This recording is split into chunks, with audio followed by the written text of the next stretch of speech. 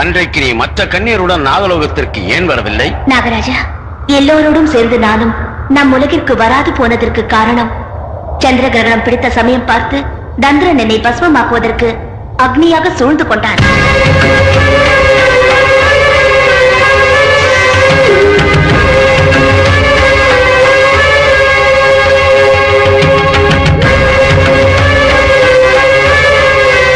என்னை காப்பாற்றுகின்ற முயற்சியில் ஒரு அப்பாவியின் தந்தை மடிந்து விட்டார். அந்த பெண்ணை உலகம் துரதிருஷ்டசாலி என்கிறது. உறவினர் அழிப்பதற்காக முயற்சிக்கிறார்கள். என்னால் நிராதரவான அவளுக்கு வேண்டிய ஆதரவை தந்து விரும்புகிறவரை அவள் கணவனாக்கிவிட்டு வர வேண்டும் என்ற நல்ல எண்ணத்தினால் நம் உலக தர்மத்திற்கு விரோதமாக நடந்தேனே தவிர வேறு எந்த சுயநலமும் இல்லை. இன்று சுசீலாவுக்கு சுபகாரியம் நடந்தது. என் முயற்சி பலித்தது. எனக்கு மிக ஆனந்தமாக இருக்கிறது. நன்மை புரிந்ததனால் எந்த தர்மமும் தவறாகி விடாது. நீ நினைத்தது நடந்ததல்லவா? அம்மா போகலாம். வா தேவி.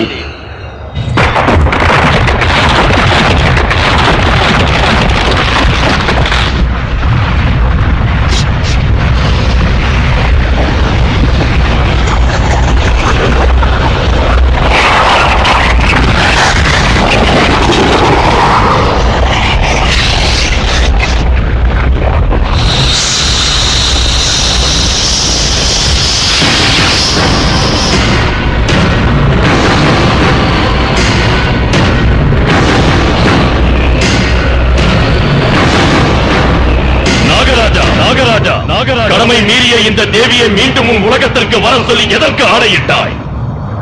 இவளுக்கு ஒரு நியாயம், எனக்கு ஒரு நியாயம் என்று விதவிதமாக எழுதினாயா உன் உலகத்தில்? ஏன் நடத்தை பிடிக்கவில்லை என்று, துஷ்ட சக்திகளை பூஜித்தேன் என்று, நம் உலக தர்மத்தை மீறினேன் என்று, இந்த தேவி வார்த்தையை நம்பி உன் உலகத்தில் இருக்க அருகதை இல்லை என்று என்னை இருட்டு உலகத்தில் தள்ளி அங்கே வாழ வேண்டும் என தண்டனை அளித்தாய்.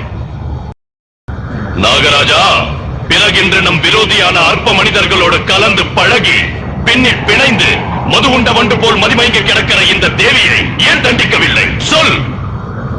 இவளையும் பாதாளத்தில் தள்ளு. அங்கே இவளை என் அடிமையாக்கிக் கொள்கிறேன். என் மோகம் தீரும் வரைக்கும் அனுபவிக்கிறேன். மூடுவாயே. தண்டனை அநீதிக்கே தவிர நீதிக்கல்ல. இன்றைக்கு தேவி ஒரு பெண்ணாக இருந்து மற்றொரு பெண்ணுக்கு செய்த உதவியை நான் பாராட்டுகிறேன். பெரிய நீதி பேசுகிற நாகராஜா, தேவி மீது உனக்குள்ள பாரபட்சத்தோடு இவள் குற்றத்தை மறைத்து புகழாரம் சூட்டுகிறாய். இத்தனை காலம் இந்த தேவியை பழி வாங்க வேண்டும் என முயற்சித்து தோற்று போனேன். இப்போது சரியான அவகாசம் கிடைத்தது. இந்த தேவிக்கு நான் தண்டனை அளிக்காது போனாலும் அவள் மனதிற்கு வேதனை அளிக்கிறேன். எவளுக்கு ஆதரவு கொடுத்து இவள் பூரிக்கிறாளோ, எவளை காத்தது பெரிய நியாயம் என்று நீ மகிழ்ச்சி அடைகிறாயோ, அவளுக்கு நரகத்தை காண்பிக்கிறேன். அவள் கதையை இந்த தேவியின் கண்ணீரில் கரைக்கப் போகிறேன். பார்த்துக் கொண்டிரு. என் ஆதரவில் இருக்கையில் சுசீலாவின் மீது உன் நிழல் கூட விழாது. ஆஹா, நீ அந்த லோகத்திற்கு சென்றால் இந்த லோகம் நினைவிருக்காது என்று மறந்து போய்விட்டாயா? இனி அவளை ஆதரிக்கிறது எங்கே? அவளை சாம்பலாக்கி அந்த சாவு செய்தியை உன் உலகம் கேட்கும்படி செய்கிறேன். பூமி வெடிக்க கத்துகிறேன். இந்த நாகராஜர் கபாலம் பிளந்து போகிறதாட்டம் மலர்கிறேன். சுசீலா வாழ்க்கையை சிறிது சிறிதாக அழித்து மாய்க்கிறேன். இந்த தேவி என்ன, நீயும் முக்கோடி தேவர்கள் கூட என்னை அசைக்க முடியாத நாகராஜா.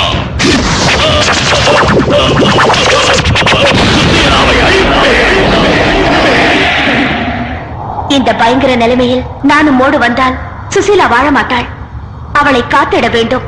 அதனால் நான் இன்னும் கொஞ்ச காலம் இங்கு இருக்க உத்தரவு தாருங்கள். தந்திரனிடமிருந்து அவளுக்கு முழு விடுதலை கிடைத்த மறுகணம் இங்கு இருக்க மாட்டேன். இந்த ஒரு சந்தர்ப்பம் தாருங்கள். நல்லது தேவி. அவளுக்கு முதல் குழந்தை பிறந்தால் போதும். இனி அவளுக்கு எந்த அவதியும் இருக்காது. அந்த குழந்தை பிறந்த முகூர்த்த லக்கண ஜாதகப்படி அவளை யாரும் எதுவும் செய்ய முடியாது. உன்னால் உதவி செய்ய இயலாத போது என் ஆத்ம சக்தியை உனக்கு வரமாக தருகிறேன்.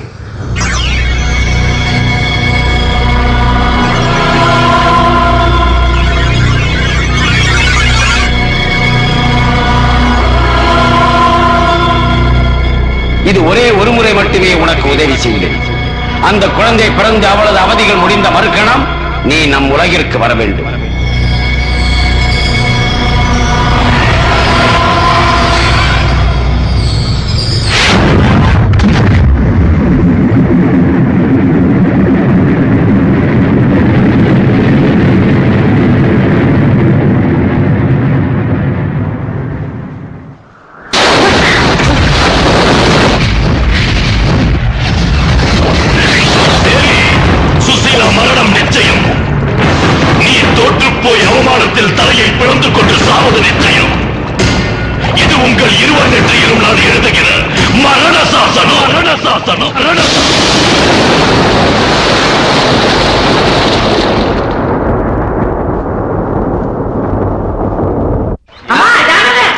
நிறுத்த சொல்லுடா. எதுங்க நிறுத்தணும்? பிக்னிக்னா ஜாலியா சுத்துங்க. வாங்க, வாங்க. எல்லா இடமும் சுத்தி பாருங்க. எப்படியோ இதெல்லாம் முட முட எடுத்து வைக்கணும். குடும்பஸ்தன் ஆயிட்டான். இனிமே அவர் ஆட்ட பாட்டமெல்லாம் அடங்கிடும் பாருங்க. அது சரி, அவங்க எங்கடா? அது பெண்டிங் பிரச்சனையாச்சே. எங்கயாவது எட்டி போய் பேசிட்டு இருப்பாங்க. நீங்க வாங்க. இன்னைக்கு இந்த பிக்னிக்ல நம்ம கல்யாண விஷயம் தேதியோட தீர்மானம் ஆயிடும். பாரு விஜய், நான் கதை சொல்லி உங்ககிட்ட வந்தேன், கதை சொல்லி உங்க வீட்டுல சேர்ந்தேன், கதை சொல்லி உங்க மத்தியில இருக்கேன். அந்த கதையாவே என்னை விட்டுட்டா நல்லா இருக்கும்ல? அந்த கதைலாம் இங்க வேண்டாம். நான் மட்டும் நம்ம மேரேஜ்க்கு தாலிக்கு ஆர்டர் கொடுத்துட்டேன். நம்ம திருமணத்துக்கு முகூர்த்தம் நம்ம கையில இல்ல. உண்மையிலேயே அந்த நல்ல நேரம் வந்து அவ்வளவு சுதந்திரம் எனக்கு வந்தா நீ கொண்டு வர தாலினால இல்ல, நம்ம திருமணம் நான் கொண்டு வந்த தாலியோட தான் நடக்கும். நாம ஆசைப்பட்டா மட்டும் போதாது, அவங்க புருஷன் பொண்டாட்டி ஆகணும்னு அவங்க முடிவெடுக்கணும்டா. பரவாயில்ல மேடம், நீங்களே 2 மீன் இங்க போடுங்க. இதை கொண்டு போய் அவங்க கிட்ட கொடுத்து அவங்க முடிவை தெரிஞ்சுக்கிட்டு வந்துடுறேன்.